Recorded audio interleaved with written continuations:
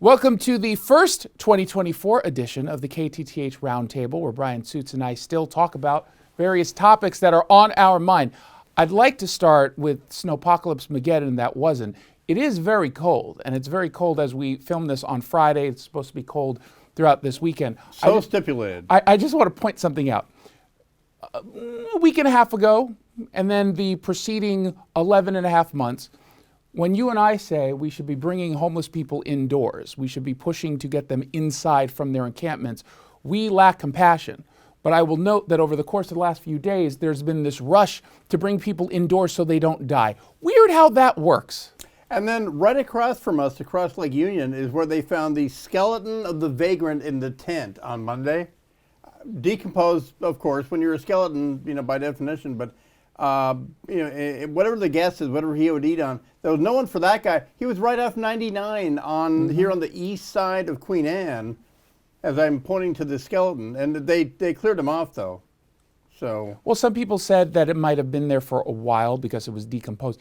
It doesn't take that long to decompose, but I will say it was cold, which does slow the decomposition a little bit, so I do kind of wonder how long. But I will fight for his right to be homeless or something. Well, I'd like to take people from the compassion industry and say, you tell me, does he feel better or worse? Yeah, and at the same time, we also hear the same stories. I saw King 5 this week had one about how, I think it was in either Thurston County or Skagit County, we're struggling to find enough space for these folks. Well, yeah, because you're bringing them all in at once. Now, what do you think would have been the case had you been working to get them indoors over the course of the last several months? Do you think maybe you might have been able to tackle this issue instead of being panicked? And now, likely, we're going to see some deaths this weekend. That's the reality. That's the way it works. And the state of Washington, Gary Locke started this. They opened up Washington Army National Guard armories to vagrants in the winter. And in Puyallup, we used to have people come in winter months. One weekend when we showed up to actually be in the Army, some vagrant had broken into a Bradley fighting vehicle and done a big number 2 in the Bradley. Oh. And so my extent of my compassion towards the homeless was suitably extended. That was a great visual. What story do you have? Well, so finally it's getting some publicity.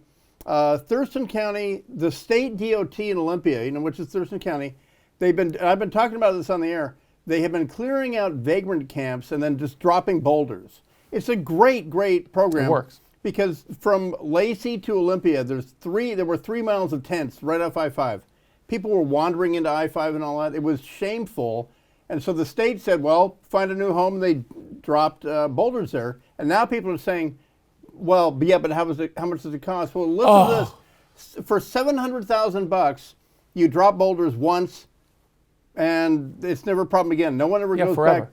So compare that to tiny homes. It's an amazing one-year change, and it happens in one weekend. So if next time you're going down I-5, check that out. Because you should have seen it a year ago. It was all blue tarps and tents and all that.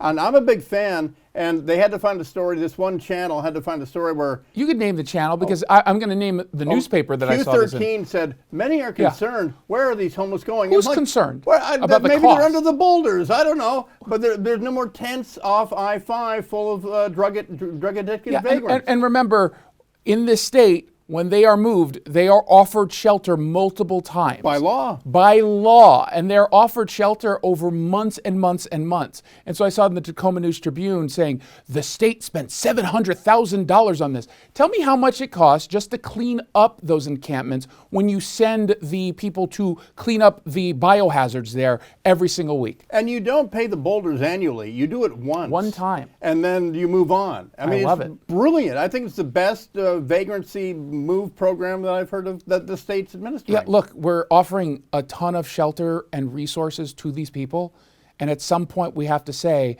we have to make their lives a little bit harder if they're constantly going to say no. We don't have to live in a state or a county or a city that is overrun by the homeless. And that's the bottom line. I need to do like a thing at the end when I'm done. We have a ton of kindness in this hand or a ton of granite in this one. Hello. I love it. We'll see you next week.